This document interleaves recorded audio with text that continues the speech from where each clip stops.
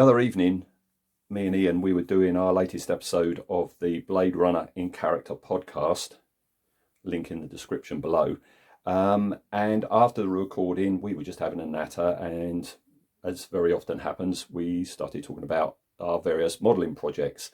And Ian was asking me about how I do my rust effects, and do I use any of these fancy, rusting technique products. And I said, no, it's just regular paint. And he was asking me about it, and he said, well, you should do a little video to put on YouTube to show folk how you do it. And that's a blooming good idea, because I do lots of videos, as you may know, but I never do in progress stuff. I never do anything like this when I've got the camera on a stand showing you me doing anything. It's always stages, isn't it?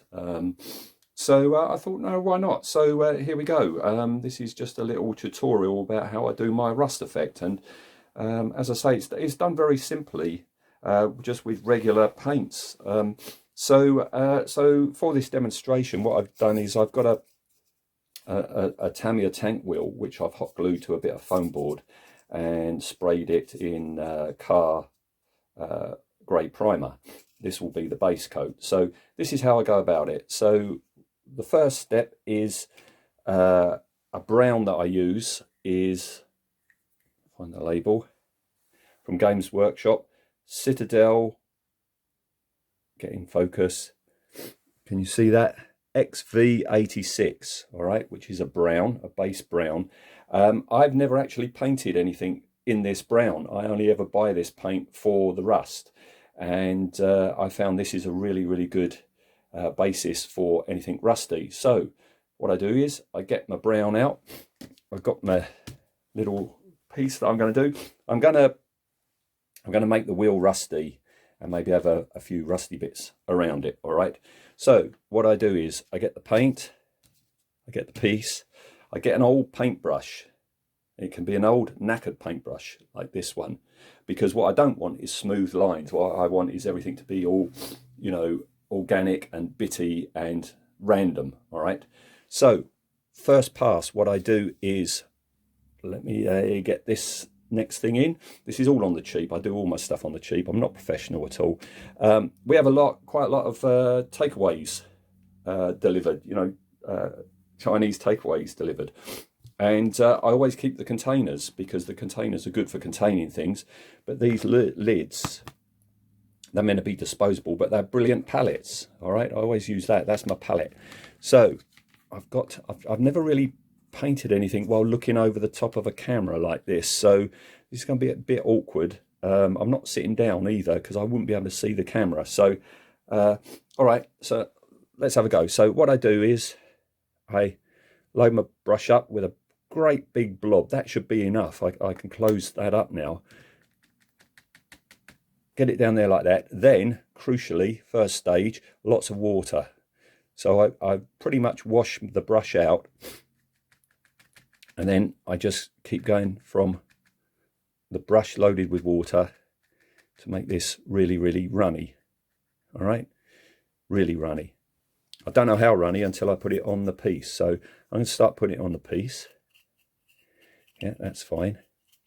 Now this looks like it goes on quite thick, but it doesn't, because as it dries, the colour underneath starts coming back through. So all I'm going to do is, in this first step, is splodge that all the way round. I don't know if this is like the whole of a spaceship. I quite like this crease in the foam board, so I'm going to make that rusty.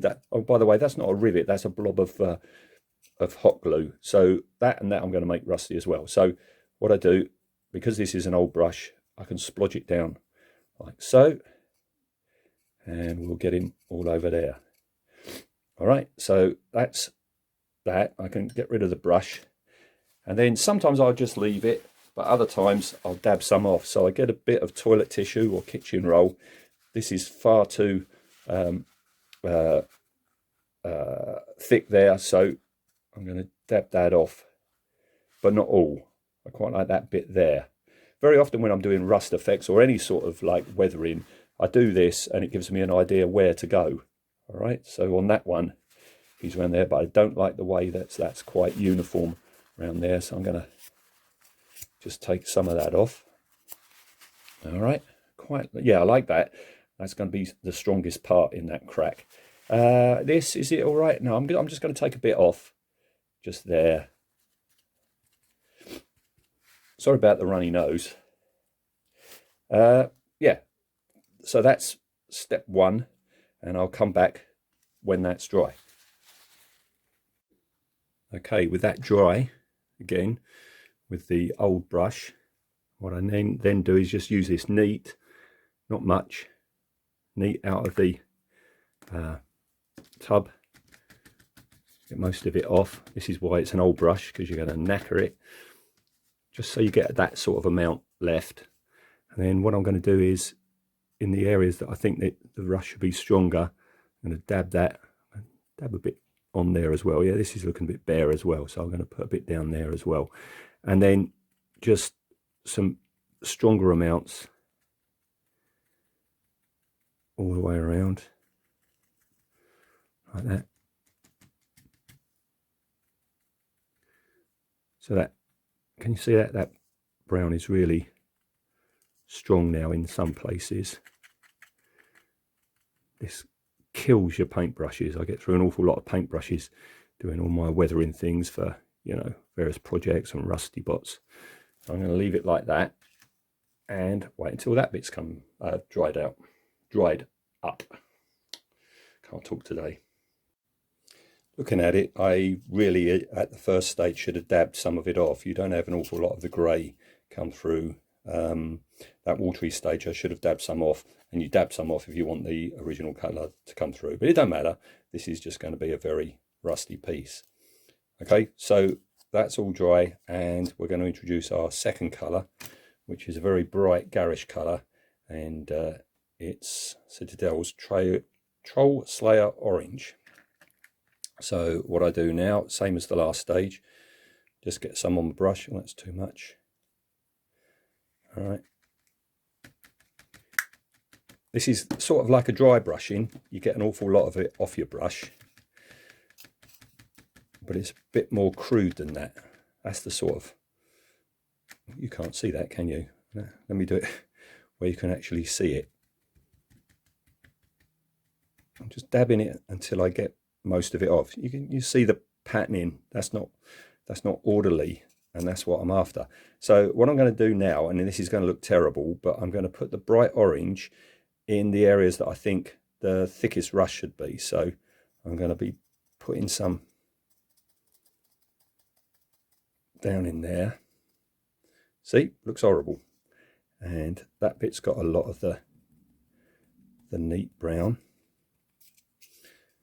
And down in there, I'm going to put it on the cogs as well. As you can see, looking a bit horrible. And then I'm going to do the old dry brushing bit. I'm going to put it all, actually I'm going to put it up on this. When I do the weathering, I make it up as I go along. And as I go along like there, I thought, oh, I know what I do. I'll get that top bit, that's going to be the really rusty bit. So, very bright now. But I want it to be like that because the next stage is going to take that all back. I did a couple of dabs there, didn't I? So let's have a little bit of it there, a little bit of it there. Try and get some going along that crack a bit. So, yeah, that's all right. Maybe a little bit around that blob.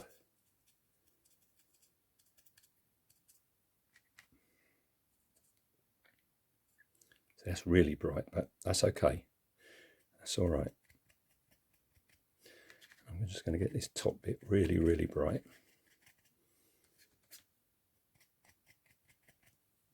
Yeah, good. Looks a bit crappy, but don't worry, the next bit's going to sort that out.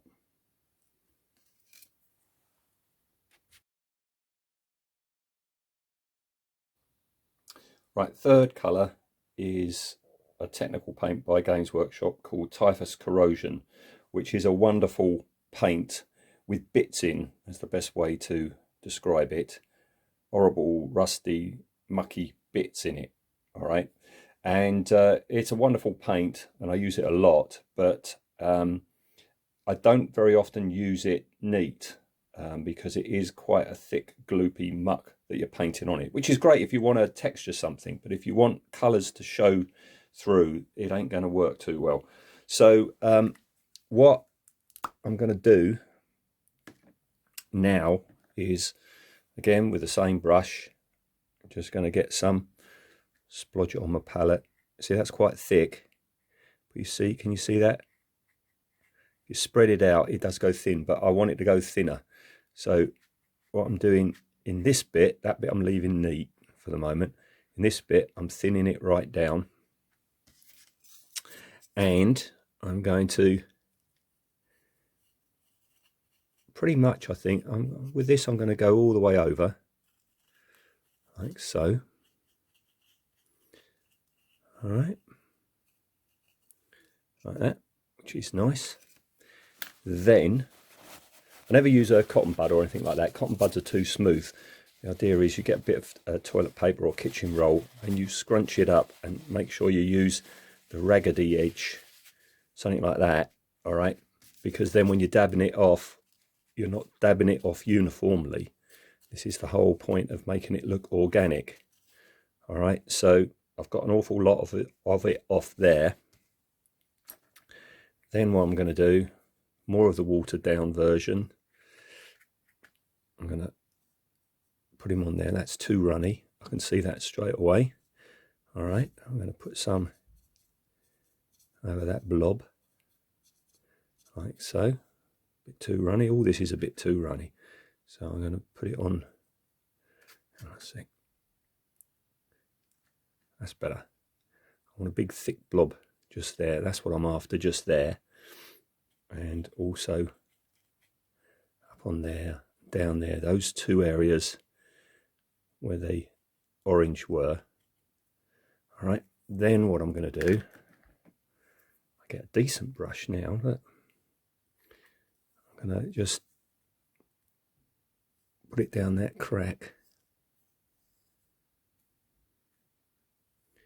like so.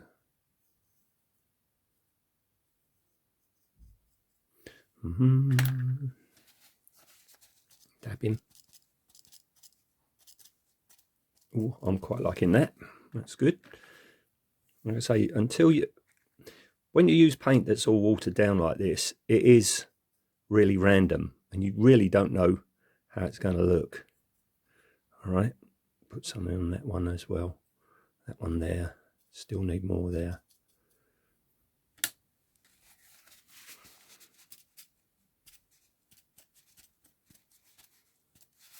Yep.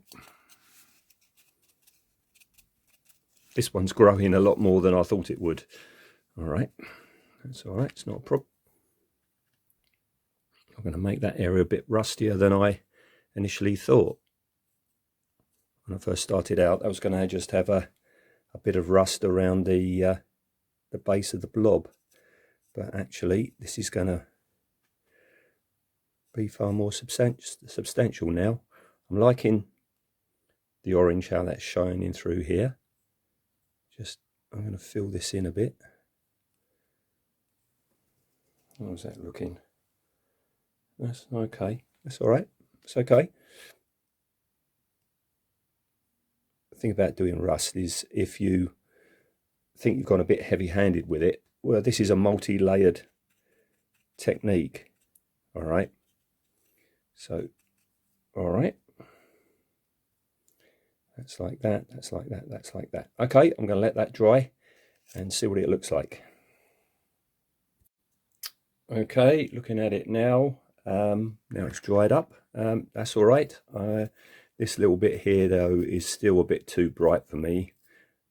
I'm going to leave that one there. That's all right. So I just want to take that back a bit there. So a little bit more of the typhus corrosion watered down.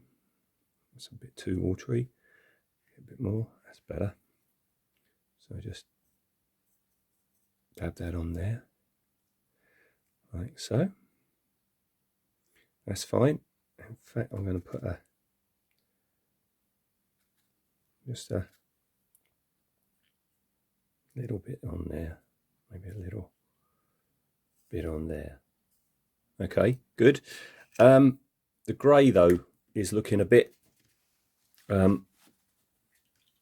bare. You wouldn't just have a bit of rust just happening here without the rest being degraded to some degree. So bringing in another colour, some known oil, and just like the typhus corrosion, what I'm going to do is I'm going to get some out there like that, and I'm going to water it down like that.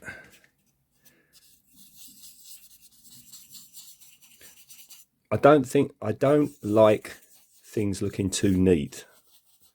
All right, I don't like everything looking like it's one shade. I like randomness and gnarliness and muckiness. So what I'm doing here is I'll do all that over there like that. Now, more than likely, if I just leave that, that will dry quite nicely. But just in a couple of places, I'm going to dab it off. See those bubbles?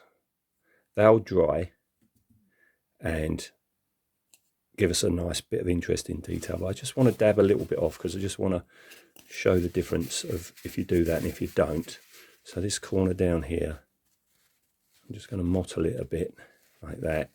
So it's a bit lighter and we get a bit more of the original colour showing through. And then when we come back, I think that'll be pretty much done. Got a little bit of a light bit there, a bit there, a bit there. That's more like it. All right, give that about 15 minutes to dry and I'll come back. And we're nearly there. I've just got to go in, I hadn't noticed, but you see here I've got some quite light areas where there wasn't much happening. So I'm going to go in with a bit of watered down typhus corrosion. Just get that in there. Just like that.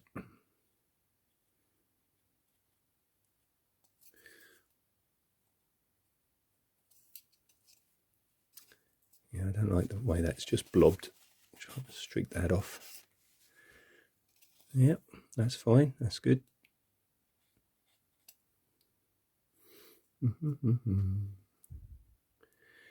Nearly there now. I've got a couple more things I might do or might not.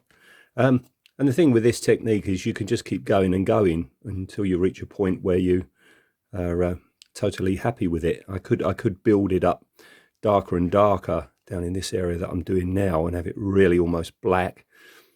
Sometimes you can, if you want, put in a bit of purple. Sometimes rust goes a purpley colour. So I could do it that way. But I'm pretty happy with it as it's going. Just these little areas I hadn't noticed.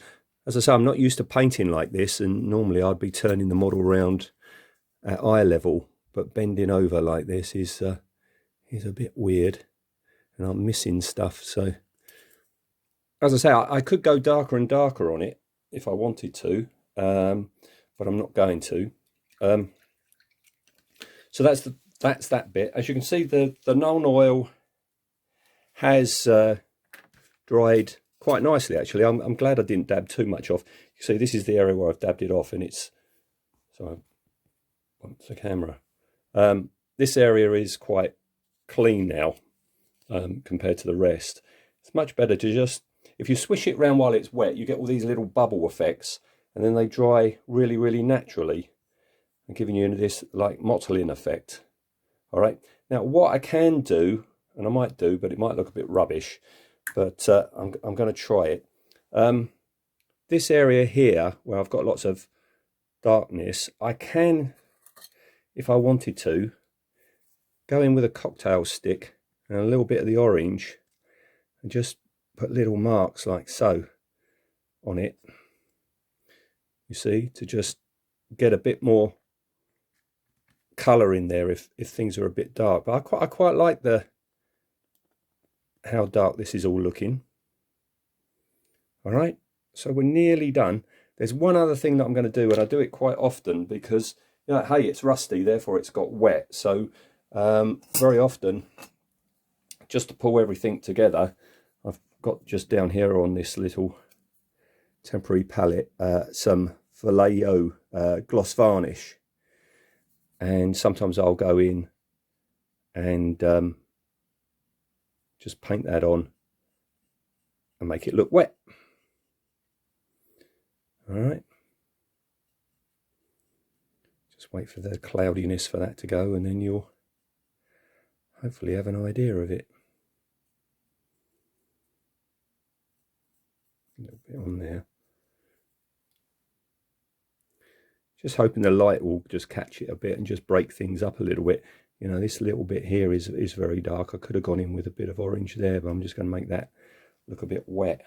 That's still too cloudy. There's too much in there. I want this to be the final video, so I'll just smooth that all around. And well, that's it. That's that'll do. That's pretty much how I do it. As you can see, it's just using store-bought paints. None of these fancy schmancy, you know, technical kits or stuff like that. It's just acrylic paint. So I hope that's been educational to you, Ian, if you're watching it, and anybody else watching it. But yeah, in a nutshell, that's how I do rusts.